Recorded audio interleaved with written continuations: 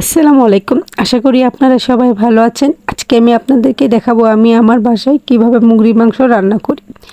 মুরগির মাংসগুলো ভালো করে চিপে নিলাম। চিপে নিয়ে আলু দেবো মুরগির মাংসের ভিতর, তাই আমি আলুগুলো কুটে নিয়েছি।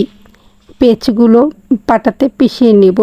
তার সাথে আদা রসুনও আমি পাটায় পিষা, আদা রসুন সব কিছু পাটায় পিষাই ব্যবহার করি।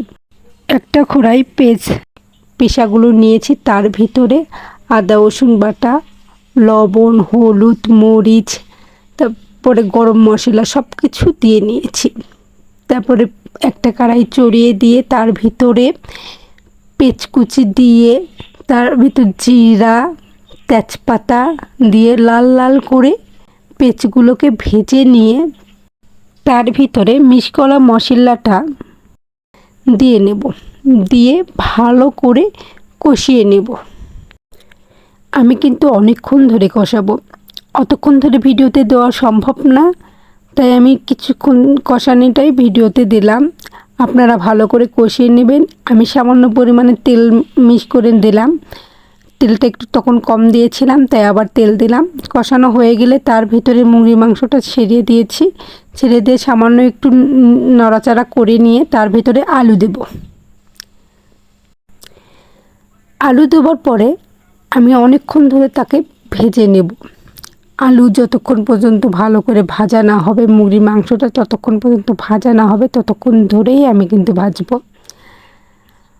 অনেকক্ষণ ধরেই কষাবো, কারণ কষানোটা যত ভালো হবে খেতে কিন্তু তত মজা হবে। লাল লাল হয়ে গেছে, এখন আমি এর ভিতরে পানি দেব, কারণ পানি না দিলে আলুটা কিন্তু সিদ্ধ হবে না। তাই আমি পানির পরিমাণটা একটু বেশি করে নিয়ে ভালো করে জাল করে নেব। আমি কিন্তু অনেকক্ষণ ধরে জাল করে নিয়েছি, আপনারা অনেকক্ষণ ধরে জাল করে নেবেন, কারণ আমি পানির পরিমাণটা একটু বেশি দিয়েছিলাম। আমার মুরগির মাংসটা কিন্তু হয়ে গেছে, আমি এখন একটা নামাবো।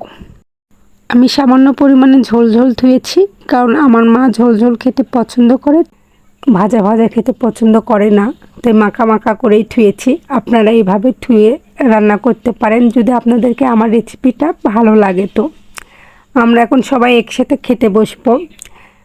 আমার ছেলেকে আমি খেতে দিয়েছি, আমিও খাবারটা নিয়ে নিয়েছি। আমাদের পরিবারে কিন্তু সবাই খাবারটা নিয়ে নিয়েছে। মুরগির মাংসটা খেতে অসম্ভব মজা হয়েছে। আজকে আপনারা ভালো থাকুন, সুস্থ থাকুন, শাকিলা ব্লগের সাথে থাকুন।